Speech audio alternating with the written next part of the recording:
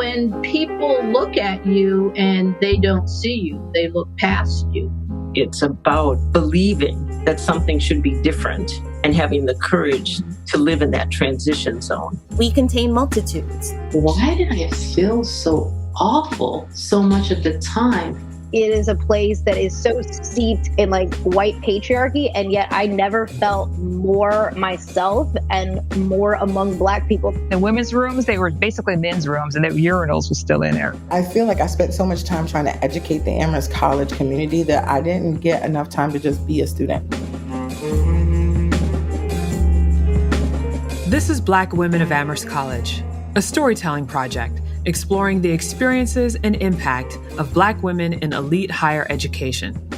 I'm Nichelle Carr, Amherst College, class of 1998.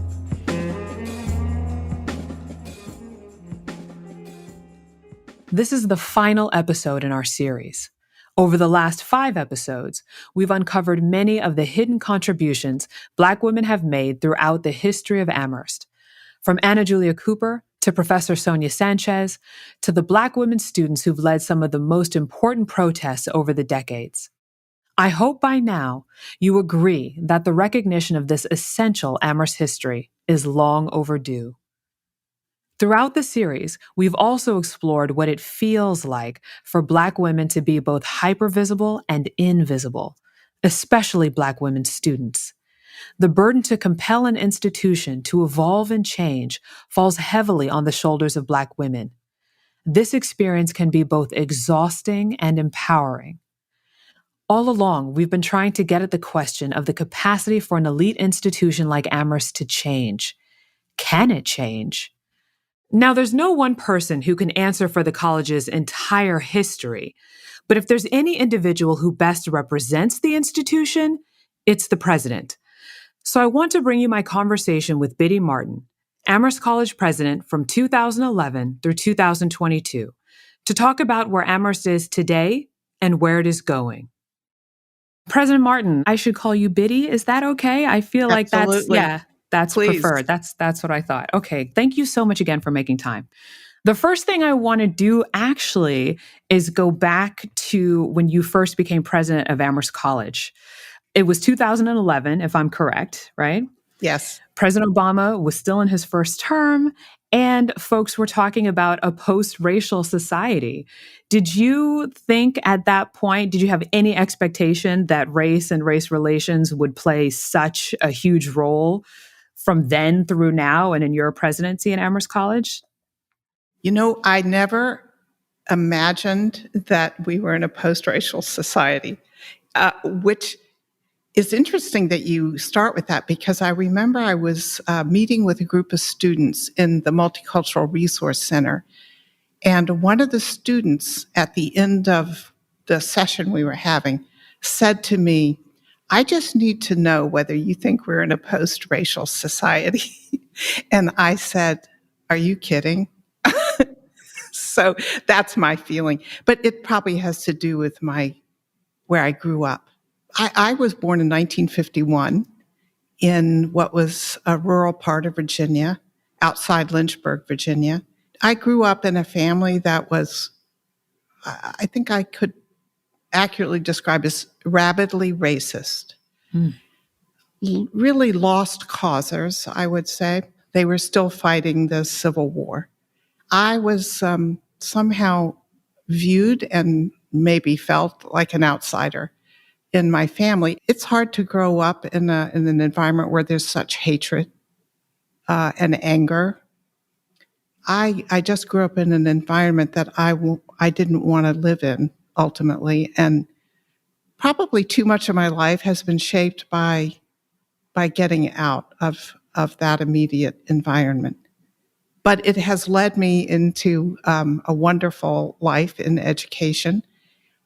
And it has also given me some insight, but obviously very limited, because I am not a Black woman. I am not a Black person, but I am an out lesbian in what was growing up a very hostile environment. So I have some insight into what it feels like to be rendered invisible or to be hated in addition to my childhood and adolescence, I went into German literature, but also feminist studies. And that is where I actually got for the first time the kind of analysis that, those who were writing back in the 70s and 80s, and certainly before then, but this is when I first read people like Paula Giddings and Sonia Sanchez and Audre Lorde and Michelle Cliff. By the time I became president of Amherst, given my own intellectual trajectory and my teaching, I certainly had a better understanding than I did as a child and adolescent growing up in the South. Mm-hmm. As you were coming in, what were your interactions with Black women students, Black alumni? How were they kind of on your radar in those early years of your presidency? The first time I had a clearer sense of some of what the Black women students were experiencing at Amherst was at an early Thanksgiving dinner. So Amherst was just becoming a 365-day-a-year campus, open all year round.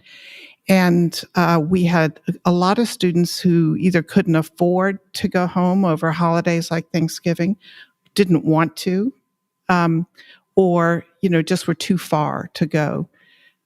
And so we decided that we should have a big Thanksgiving dinner for all those students. And I remember I took a seat at the first one at a table where there were several Black women.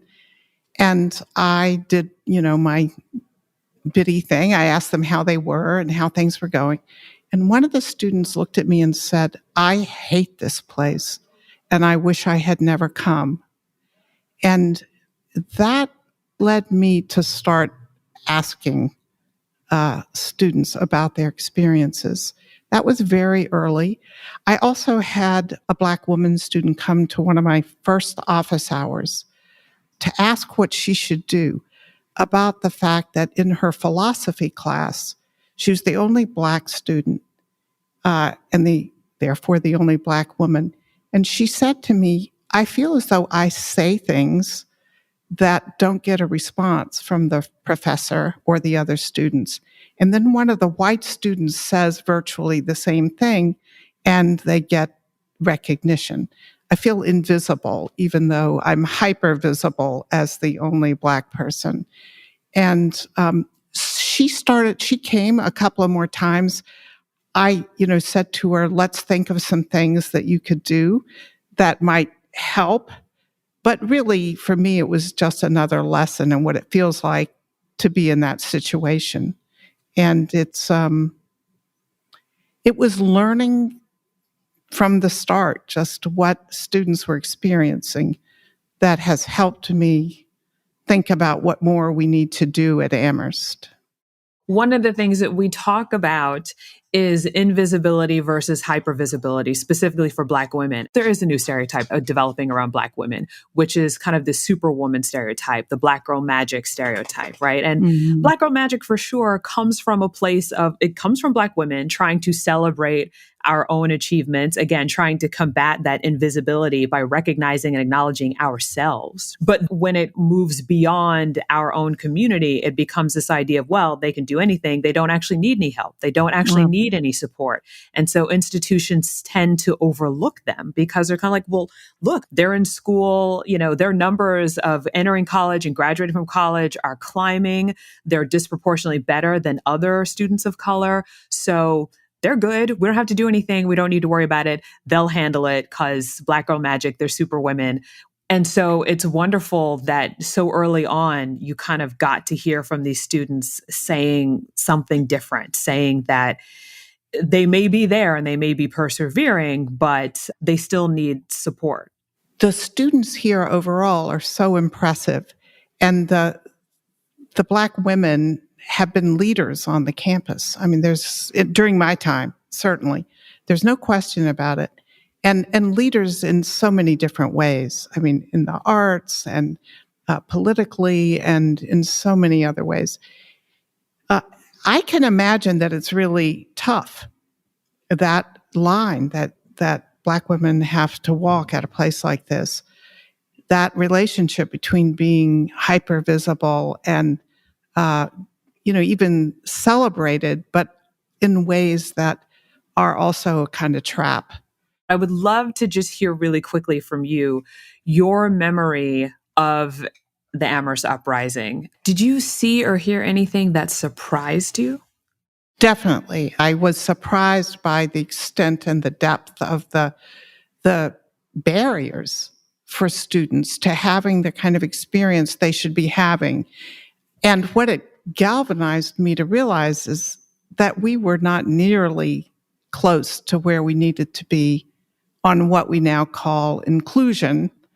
There were so many things that needed to be addressed and repaired, and so many ways in which there was inequity and difference in people's experience of Amherst that one sort of knew had to be true, but didn't understand in a detailed way how daily life affects students differently. So, a lot of the alumni that we've talked to have talked about this tension between being compelled towards activism to improve Amherst and the imperative towards personal, educational, intellectual growth as a student. And how, with only so much time in a day and only so much human energy, there's this push and pull between the two. I'm wondering how you think about that as the president of a college like Amherst and as president of Amherst College, and then how you as an educator feel about this tension that your young students are feeling as they're living their lives at Amherst.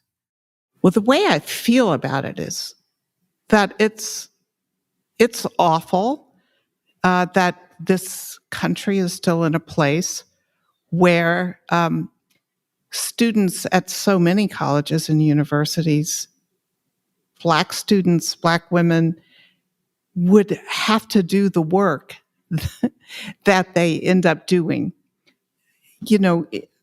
Obviously, ideally, all the students would simply be students and they wouldn't be tapped or tap themselves to try and change the institution. The other side of it, of course, is that it is also an environment in which they develop their leadership. They experience themselves as leaders and change agents, and that serves some students ultimately very, very well.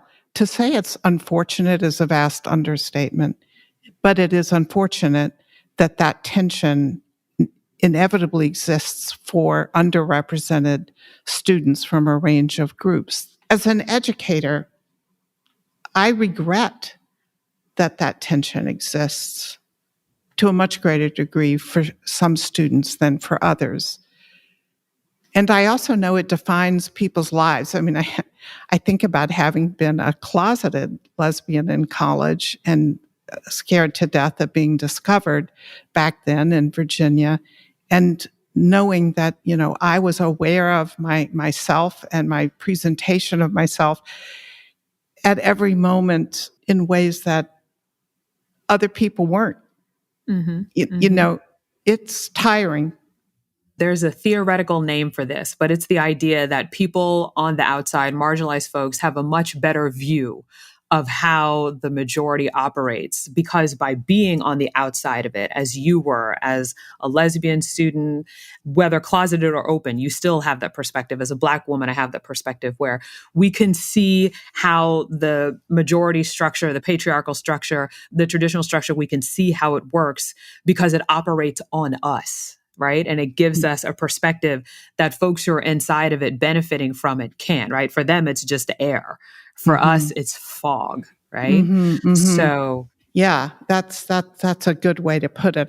We're living inside it while having an outsider perspective. So you're inside, you're outside, and it's, it, on the one hand, it's to be bemoaned because it's hard and because that outsider status is not just a perspective, but for so many people, a terrible detriment.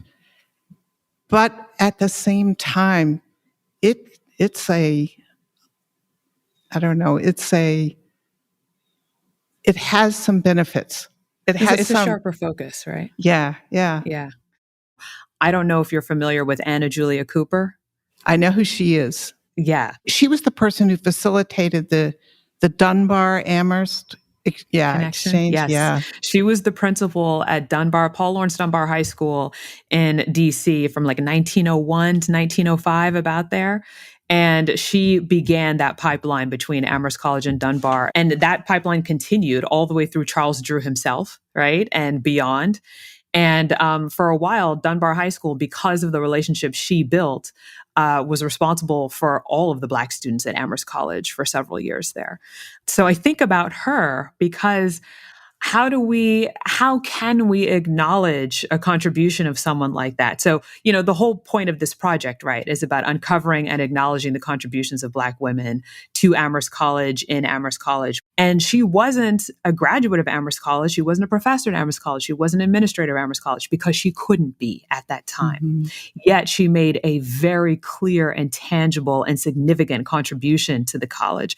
I actually like to think of her as the mother of Black Amherst, right?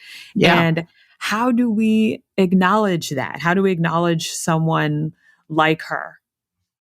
Well, you are doing it. And then the question is, how do we integrate that into the broader history we tell about Amherst? And that's a set of questions that we're thinking about right now as we look into the racial history of the college.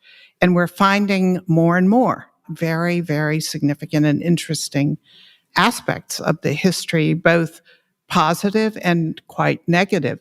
And how do we retell? I mean, this is the bicentennial year.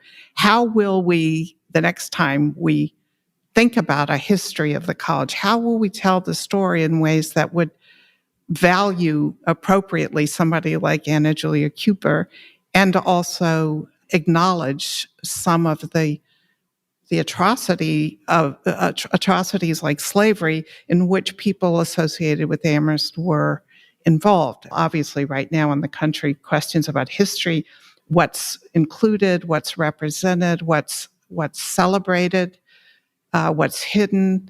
Those are really big questions. And I think Amherst will be grappling with them for a long time. The more we discover of these people who contributed so much without having been made part of the history, and those who were involved in, the worst forms of oppression. Some of the folks we've talked to, both graduates and administrators, have talked about the idea of space and place, right? Like Amherst College, it is an institution. It is a place. It is a place of spaces, and making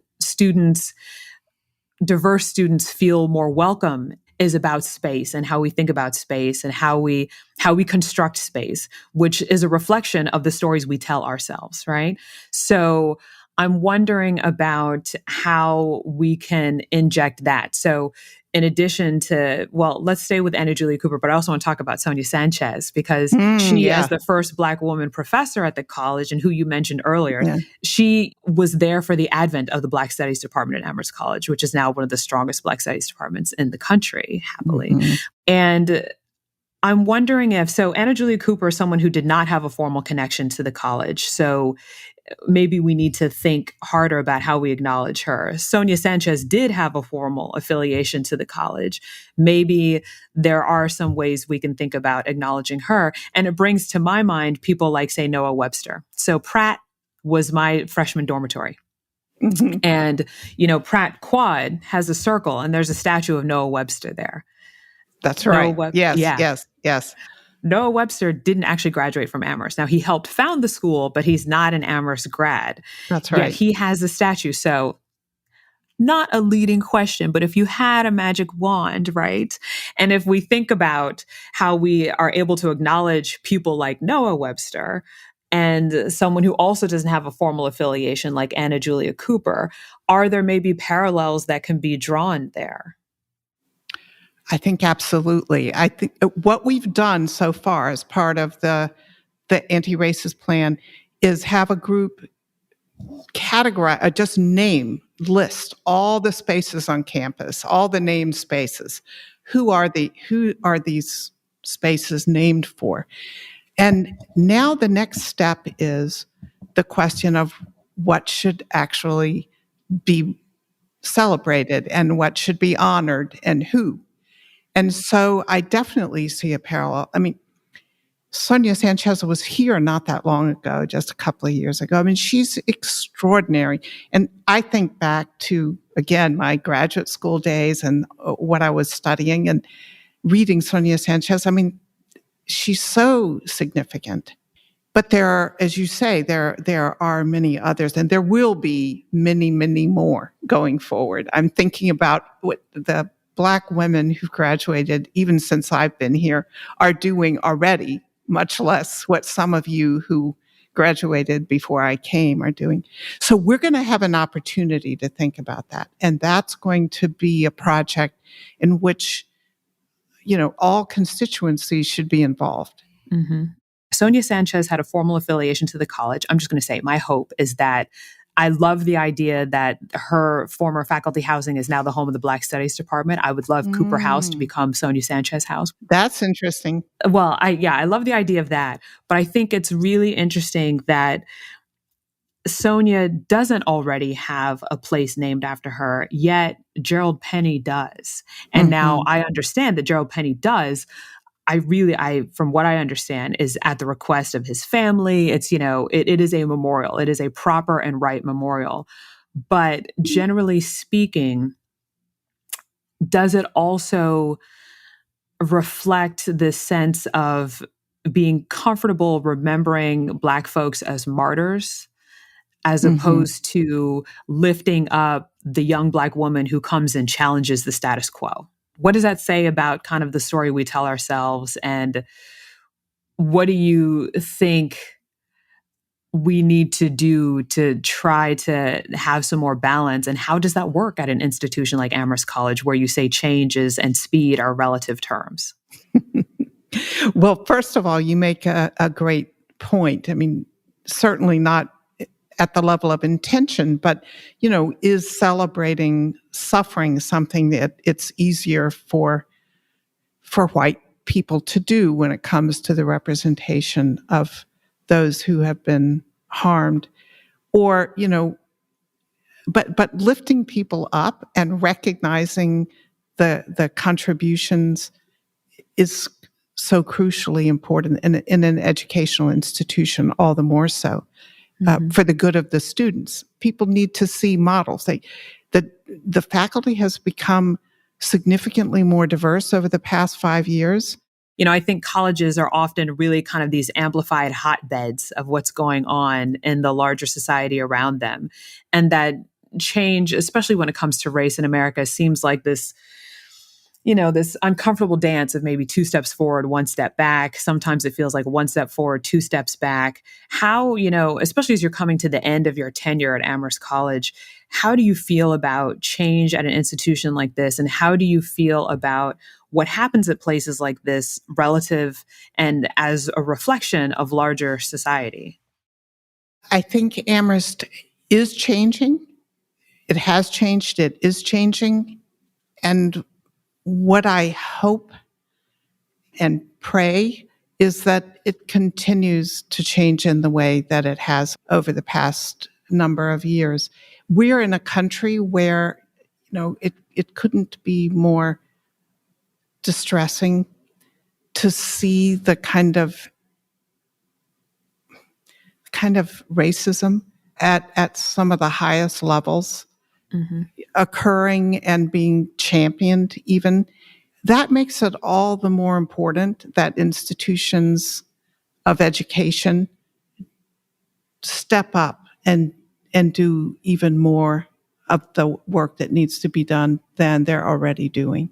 There have to be institutions that not only hold on to what they've done, but really push it forward.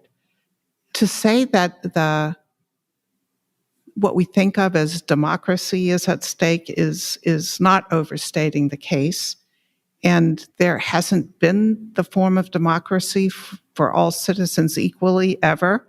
I was just going through the list today of students, Black women who've graduated since I arrived in 2011. So many women whom I know in every conceivable walk of life, virtually, journalists at the New York Times, women in finance, young women teaching in schools, in medicine, in major law firms, really prepared and talented young and maybe a little older than young women who are really doing so much on many, many levels and in many different fields, while also caring enough about Amherst to do the sort of thing you're doing, which is continue to honor it, celebrate the education you got here, but also hold it to account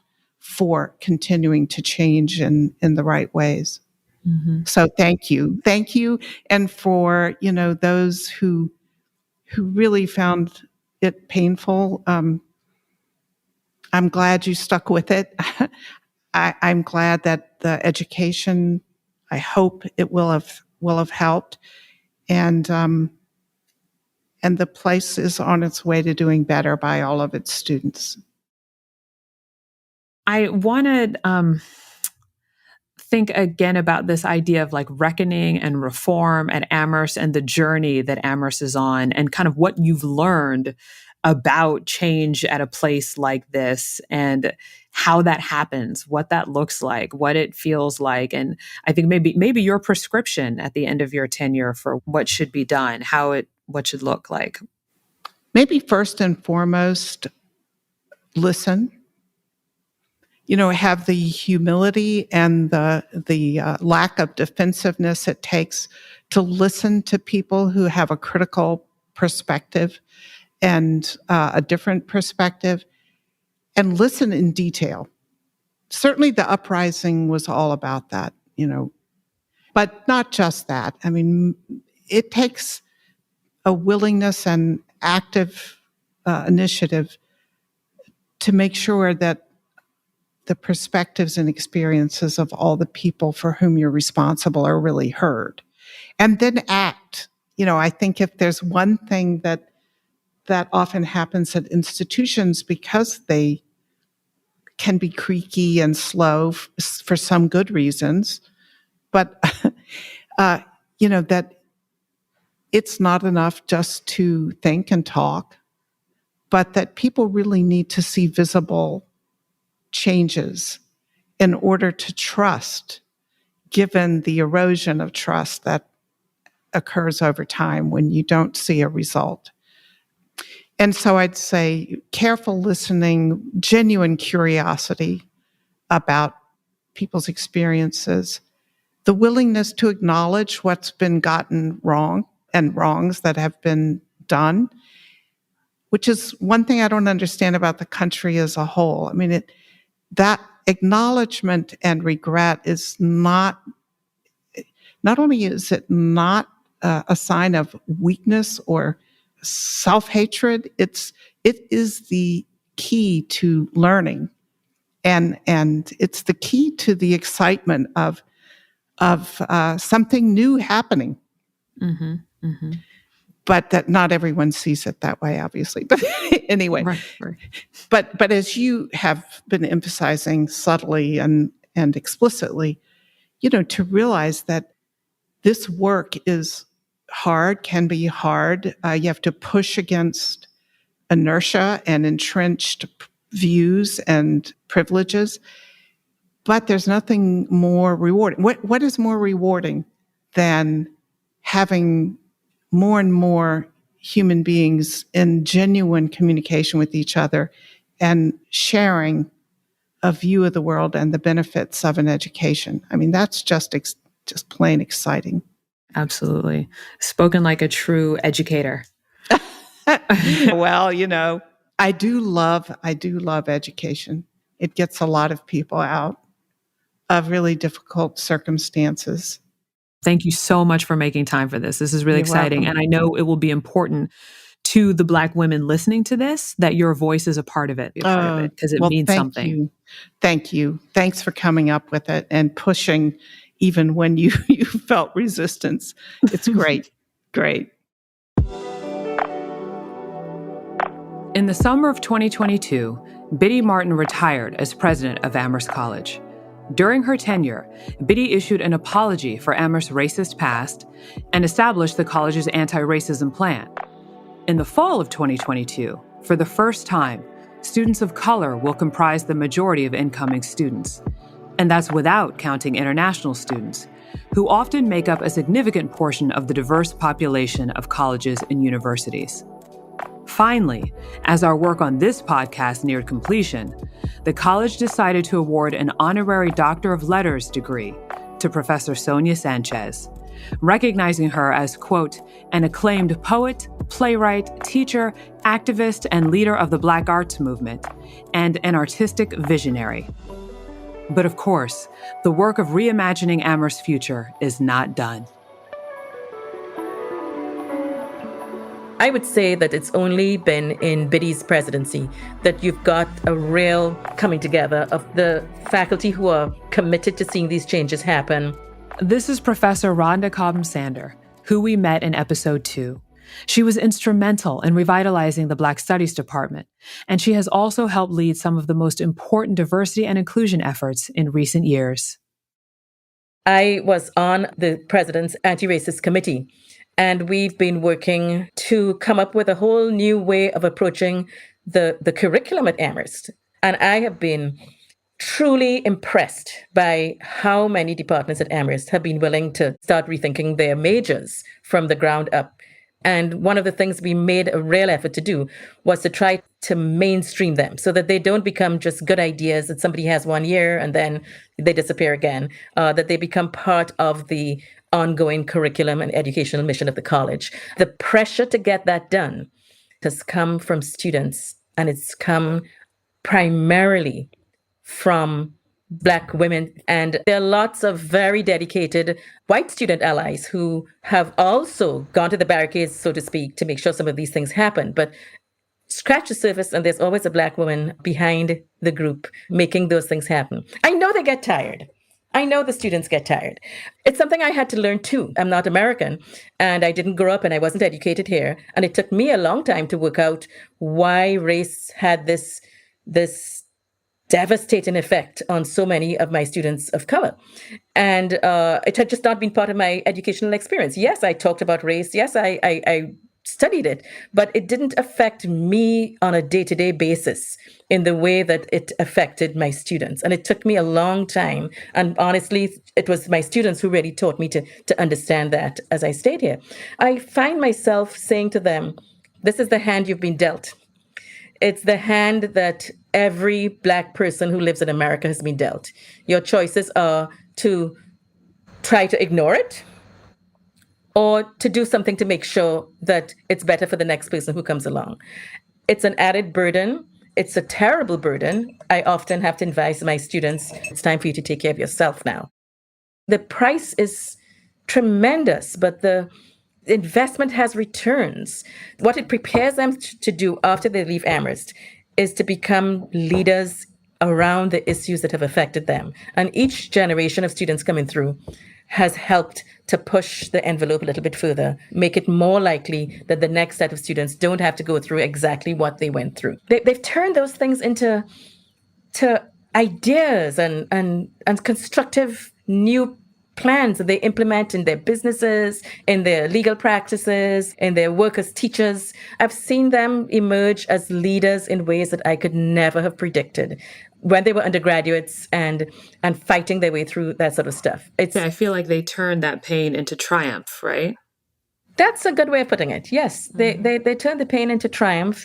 It's not always all happily ever after stories, but there's an experience there. And that's something that I also learned from them. I didn't come here with any kind of political preparation to do any of the stuff that I've done, but I had to do it. Did you know that Nina Simone received an honorary doctorate from Amherst College? I had no idea. Why is that not known? And she herself would tell you, call me doctor. I'm a doctor. Do you know why? You're a doctor of music. From Amherst College in Amherst, Massachusetts. Amherst College in Amherst, Massachusetts gave me a doctorate. Call me doctor. I was the first Black woman to be the chair of the English department and only the second woman in the history of the department to chair it.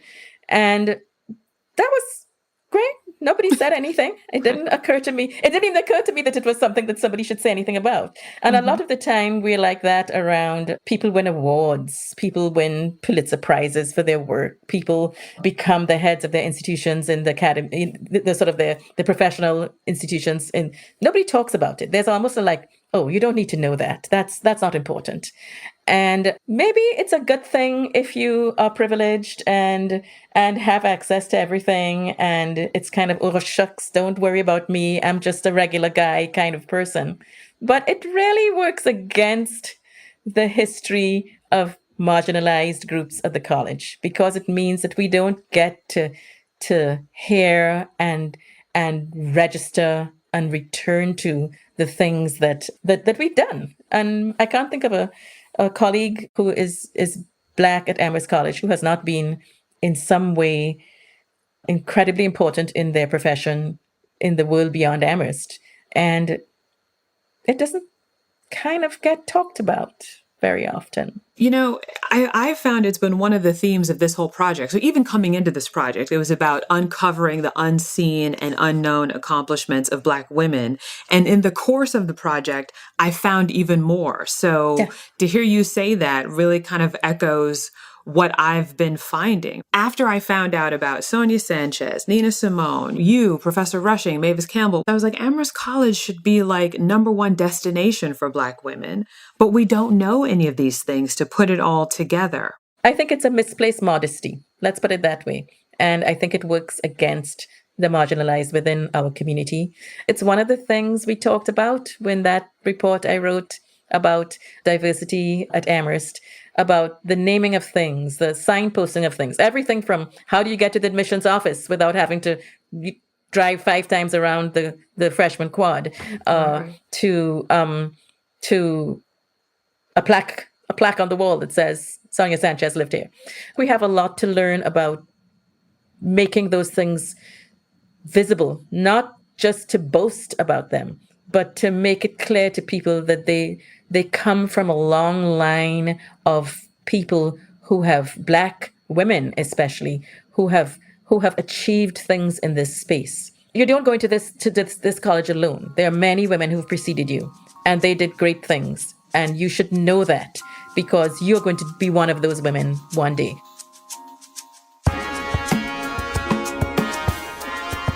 Thanks for listening to Black Women of Amherst College. This series is a production of Amherst College, WC1 Studios, and Zell Division. I'm Nichelle Carr, executive producer and host. It was edited by Michael Osborne and produced by Jennifer Hsu and Trisha Nelson. Our engineers were Erica Huang and Evan Viola. Special thanks to all the women and other members of the Amherst College community who participated in and supported the project, including all of our storyteller interviewees, Tanae Adaro-Howard, President Biddy Martin, Mike Kelly, and the project steering committee, Rhonda Cobham-Sander, Martin Garner, Sandy Janelius, Carrie Polk, Kate Salop, Bette Schumacher, Victoria Wilson, and Norm Jones. This series is dedicated to all of the Black women of Amherst College, past, present, and future.